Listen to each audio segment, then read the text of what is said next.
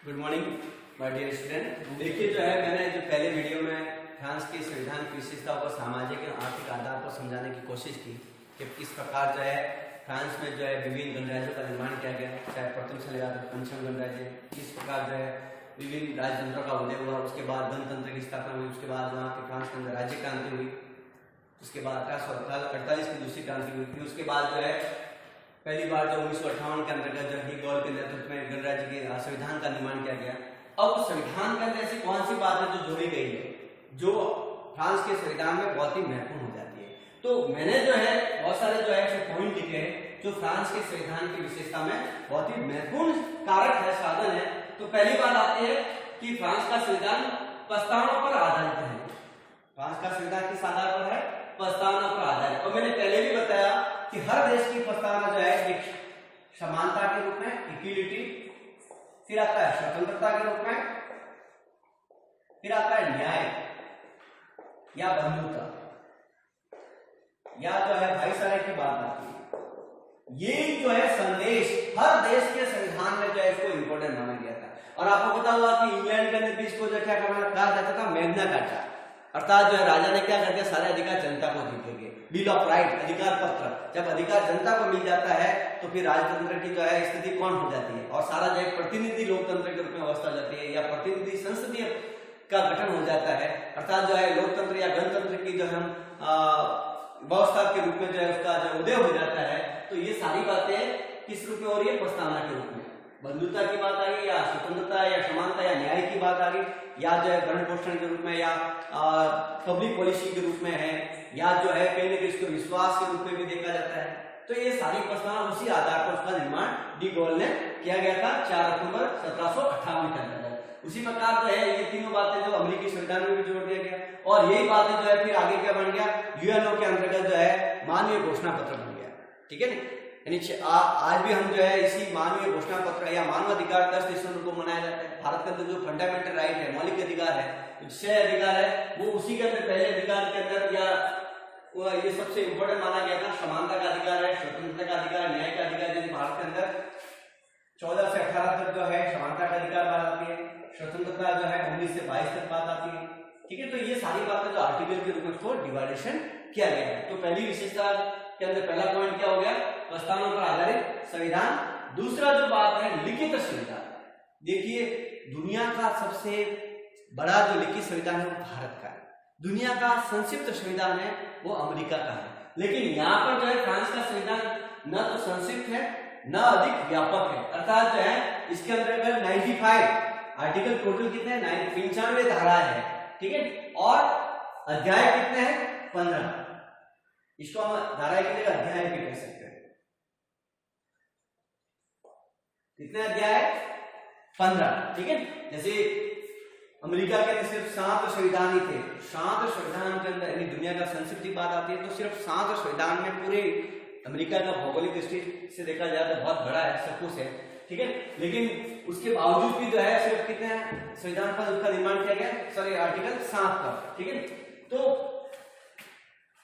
जबकि जो है कई देश ऐसे जैसे ब्रिटेन, अगर तुलनात्मक शासन और राजनीति के अंदर बात करते हैं तो ब्रिटेन का संविधान कैसा है? अलिखित है। बाकी जो 4 देशों का जो संविधान है वो लिखित है। ठीक है, तो उसके बाद जो है नेक्स्ट विशेषता आती है प्रस्तावना पर आधारित संविधान, लिखित संविधान, फिर है कठोर संविधान।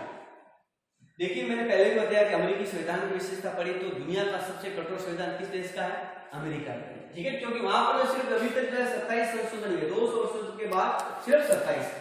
जबकि हमारा अगर भारत की बात करते हैं तो बहुत सारे जो है 110, 115 इस प्रकार के संविधान में संशोधन होंगे। कम समय में जो है ज्यादा संविधान में संशोधन होना, जबकि जो इतने वर्षों होने के बावजूद भी अमेरिका में जो है बहुत ही कम जो है संशोधन होना। इसका मतलब ये है कि वहां का संविधान कैसा होगा? कठोर संविधान होगा।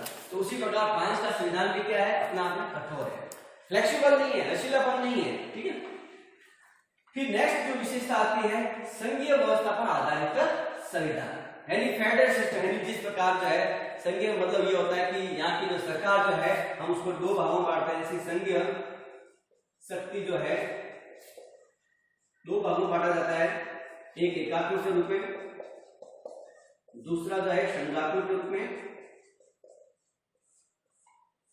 एकात्मक यानी संघीय सरकार, और यहाँ जो आती है प्रांतीय सरकार। ठीक है। अब इनकी शक्ति का विभाजन, जैसे फ्रांस के अंदर क्या, इन दोनों का मिश्रण है, क्या है, दोनों का मिश्रण है, एकात्मक क्रिया और संघात्मक क्रिया, ठीक है।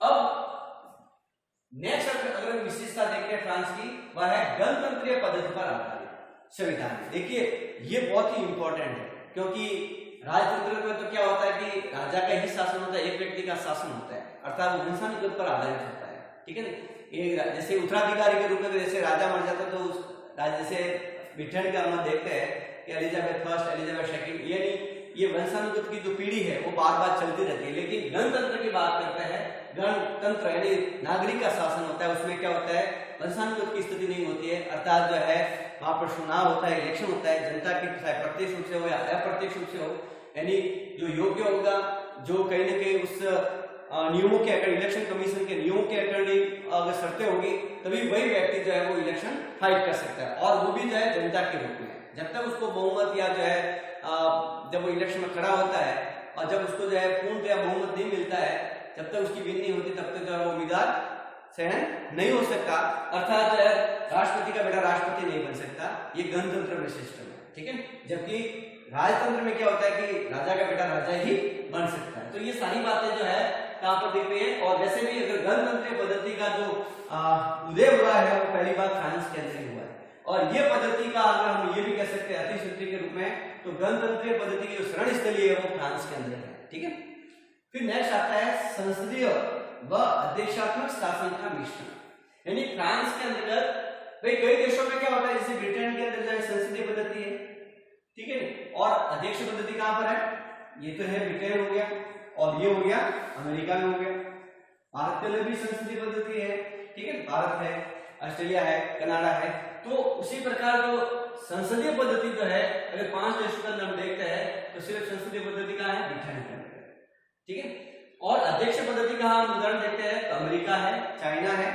तो उसी प्रकार संसदीय अध्यक्ष के रूप में फ्रांस और स्विट्जरलैंड के रूप में देखते हैं। तो यहाँ पर क्या है कि प्रधानमंत्री भी है और राष्ट्रपति भी है, दोनों को जो है, दोनों का मिश्रण हम कहां देखते हैं, यानी वहां पर क्या होता है, जैसे संसदीय पद्धति में क्या होता है, एक सबके लिए, सभी एक के लिए, ठीक है, अर्थात जब तक जैसे प्रधानमंत्री इस्तीफा देता है तो पूरे मंत्रिमंडल को इस्तीफा देना पड़ता है। जबकि अध्यक्ष पद्धति में क्या होता है कि हेड ऑफ स्टेट और हेड ऑफ गवर्नमेंट, सरकार का मुखिया और राज्य का मुखिया दोनों कौन होता है, प्रेसिडेंट होता है, राष्ट्रपति होता है। लेकिन ऐसा इसमें नहीं होता है, यानी सरकार का मुखिया प्रधानमंत्री होता है तो राज्य का मुखिया राष्ट्रपति होगा या राजा होगा या सम्राट होगा। तो ये सारी व्यवस्था किसके रूप में है, संसदीय और अध्यक्ष के रूप में। जबकि फ्रांस में जो है दोनों का क्या है, मिश्रण है, ठीक है। प्रधानमंत्री को भी अलग शक्ति दी गई है और राष्ट्रपति को भी अलग शक्ति दी गई है। अर्थात कई बार में तो क्या होता है कि अध्यक्ष पद्धति जो है अमेरिका फ्रांस के राष्ट्रपति की जो भूमिका अपना आप में बहुत ही महत्वपूर्ण है। जब कोई आपातकालीन प्लानिंग होती है उस समय फ्रांस का राष्ट्रपति अमेरिका से भी, अमेरिकी राष्ट्रपति से भी अपना आप में ज्यादा शक्तिशाली हो जाता है, ठीक है। और फिर यहाँ पर जो है दोहरी कार्यपालिका के रूप में भी हम उसकी फ्रांस के संविधान की विशेषता देख सकते हैं। दोहरी कार्यपालिका मतलब यहाँ पर है राष्ट्रपति के रूप में भी है और मंत्रिपरिषद या प्रधानमंत्री के तौर पे भी देखी जाती है। जैसे प्रधानमंत्री किसके, मंत्रिपरिषद किसके परामर्श से काम करता है, सॉरी राष्ट्रपति या राष्ट्रपति के बड़े के रूप में काम करता है, ठीक है। नेक्स्ट जो विशेषता है प्रशासकीय, यानी या ब्यूरोक्रेसी के रूप में नौकरशाही को जो है अपना आप में बहुत ज्यादा उसको शक्तिशाली माना है। सारा जो तंत्र है पूरा मंत्रिमंडल के रूप में काम कौन कर रहा है, प्रशासन, अर्थात प्रशासक, अर्थात ब्यूरोक्रेट के रूप में या अर्थात अधिकारी तंत्र के रूप में काम होता है, इसमें प्रशासकीय विधि का आधार पर।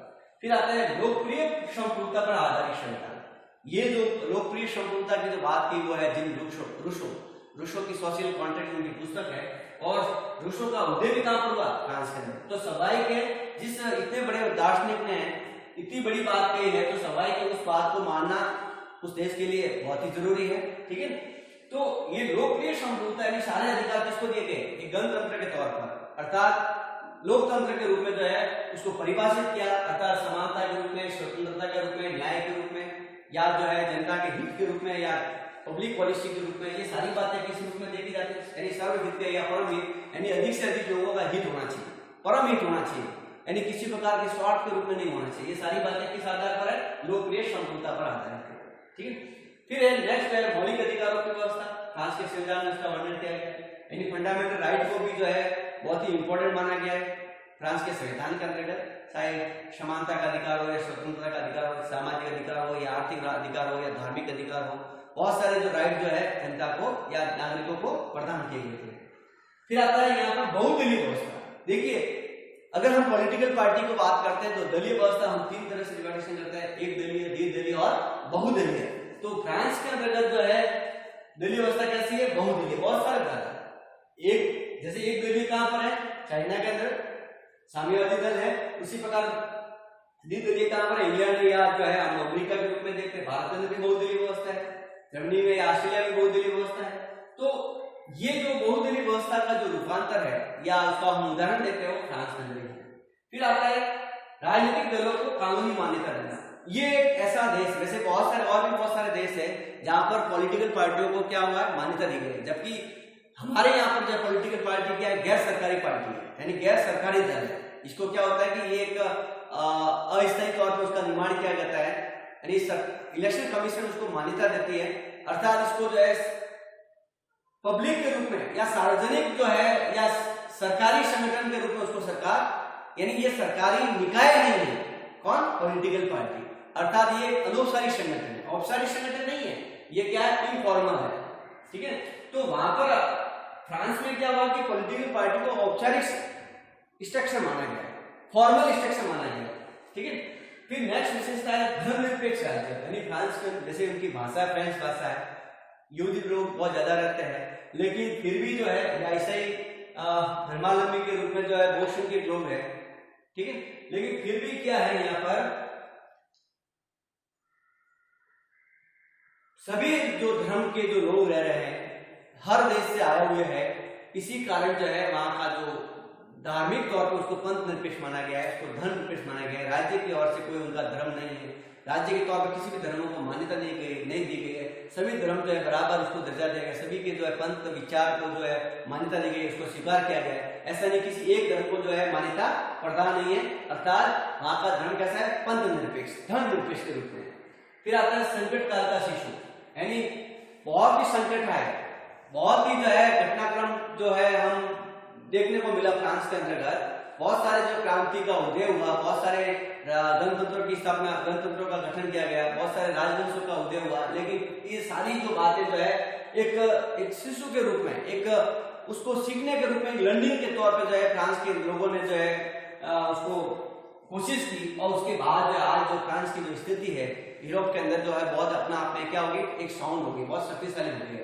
तो ये सारी बातें जो है हमें जो है किसके रूप में देख रहे हैं हम, फ्रांस के संविधान की विशेषता के रूप में। तो कई बार जो है आपका ये इंपॉर्टेंट क्वेश्चन बन जाता है कि फ्रांस की संविधान की विशेषता बताइए, या फ्रांस की संविधान के अंदर ये भी आ सकता है कि पहली बार फ्रांस का गणराज्य की स्थापना कब हुई, किसके नेतृत्व में हुई। तो पहली बार जो है 4 अक्टूबर 1758 में फ्रांस के संविधान का निर्माण किया गया, किसके नेतृत्व में, जनरल डी गॉल के नेतृत्व में, ठीक है। तो ये सारी बातें आपको ध्यान रखना है, और नेक्स्ट जो है वीडियो के अंदर हम बताएंगे कि जो है फ्रांस की जो संसदीय व्यवस्था है, अर्थात फ्रांस की संसद का गठन और कार्य प्रणाली के बारे में वर्णन कीजिए। तो ये नेक्स्ट वीडियो में आपको बताया जाएगा। Thank you.